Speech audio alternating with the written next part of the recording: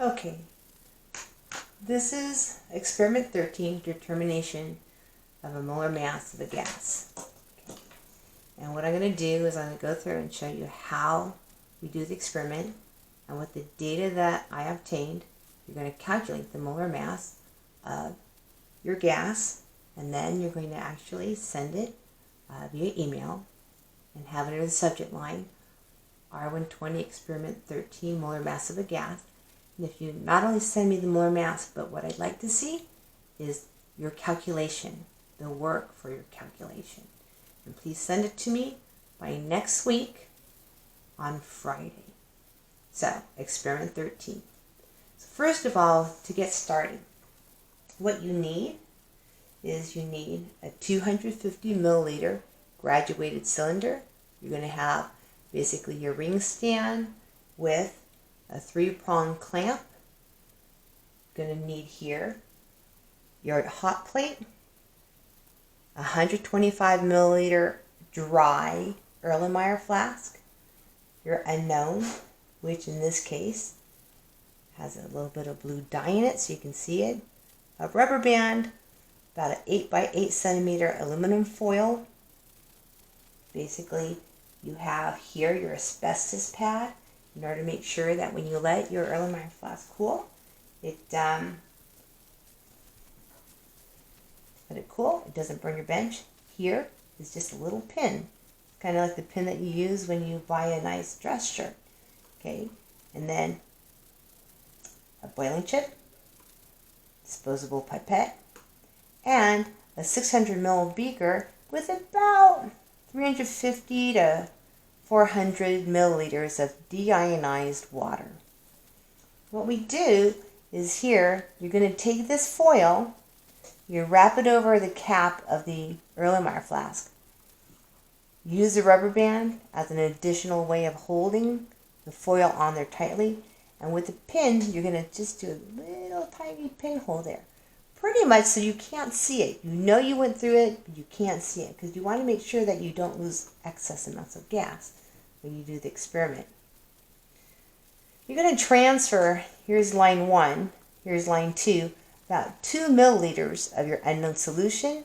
After you weigh the flask, rubber band, and the aluminum foil all together, you're going to carefully take your aluminum foil and rubber band off, transfer 2 milliliters, about 2 mils, of your unknown solution into your flask.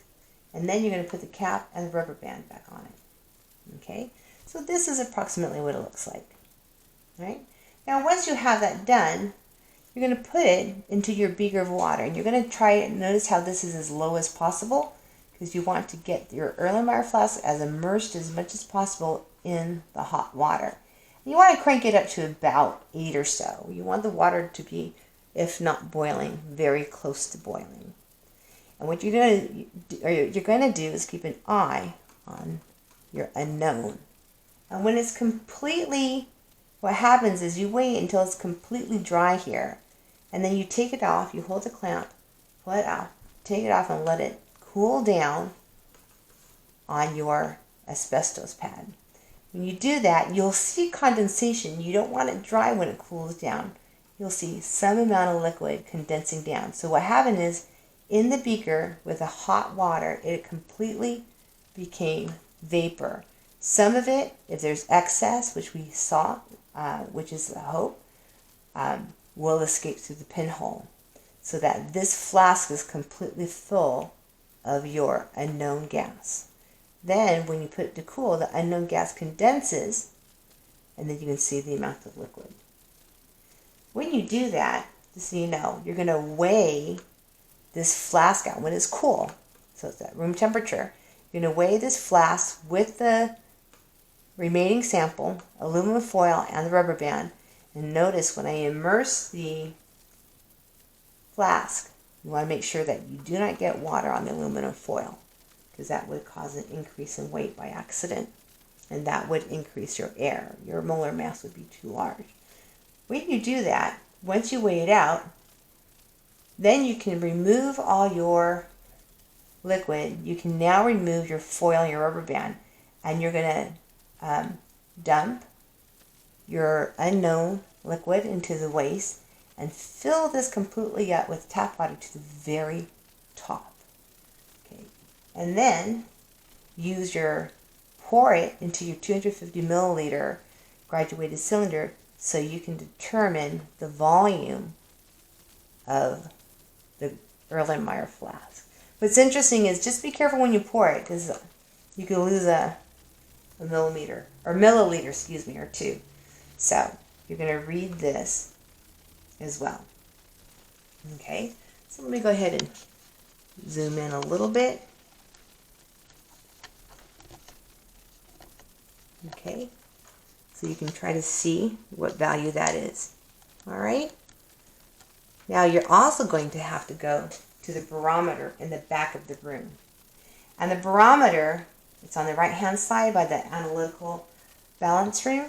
You'll see the very bottom, the pool of mercury, and on the side there's a silver beam. And if you look closely, it'll say 700 here, and you'll read it up. And when you read it, you're going to rotate the silver piece till the top of your meniscus is at the line here. Once you have that down, you're going to read your pressure.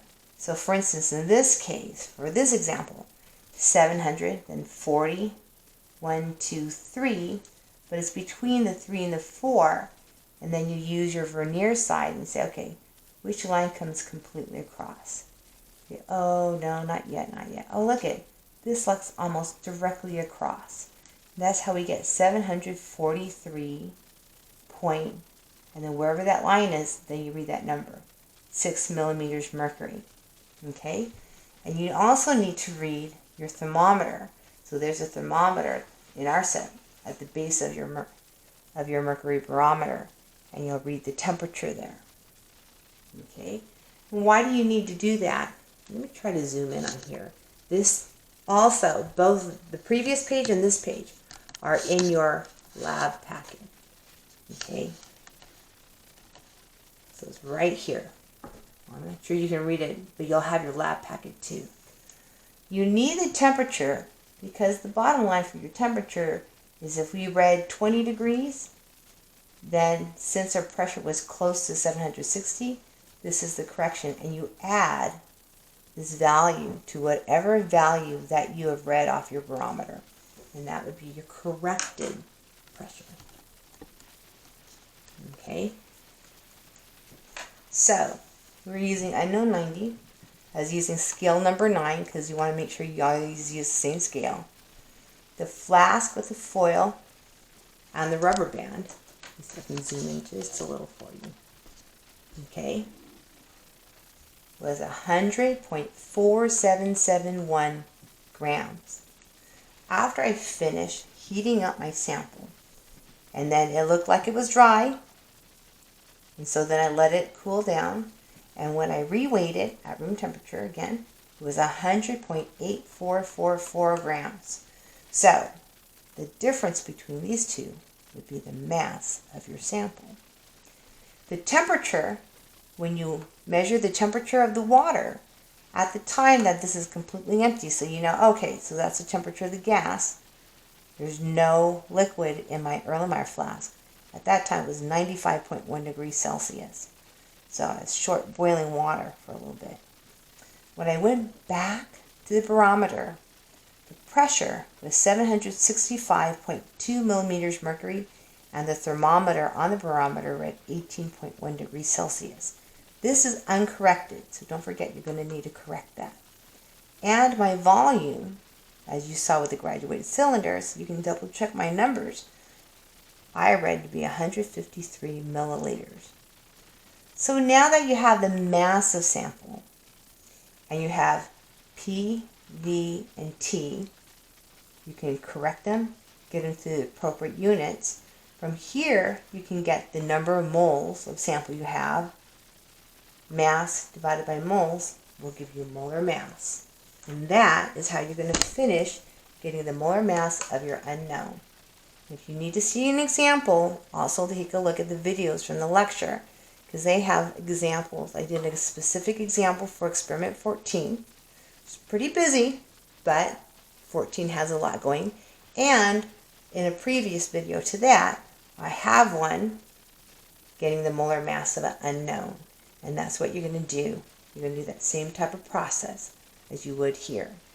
When you finish sending me next Friday your value for your unknown, don't forget to do also, what you do is just scan the copies of the applications of principles and send me those pictures in that same email. All right, good luck.